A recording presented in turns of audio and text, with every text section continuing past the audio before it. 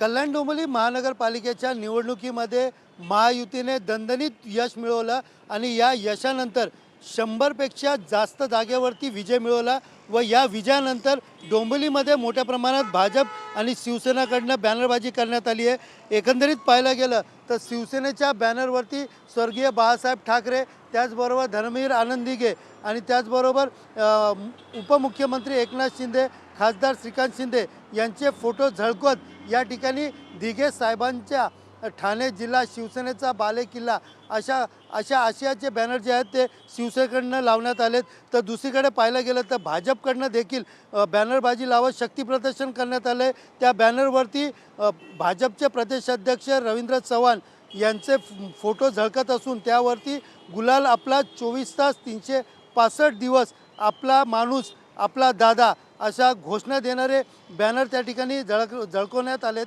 विशेषतः पाहायला गेलं तर कल्याण डोंबिवलीमध्ये महायुतीला ज्या पद्धतीने यश मिळालं, या यशानंतर महायुतीकडनं बॅनरबाजी करत मोठ्या प्रमाणात शक्तीप्रदर्शन करत असल्याने या ठिकाणी मोठ्या प्रमाणात ही बॅनरबाजी चर्चेचा विषय बनलेली आहे। कॅमेरा पर्सन नागनाथसह सुनील जाधव, TV9 मराठी, डोंबिवली।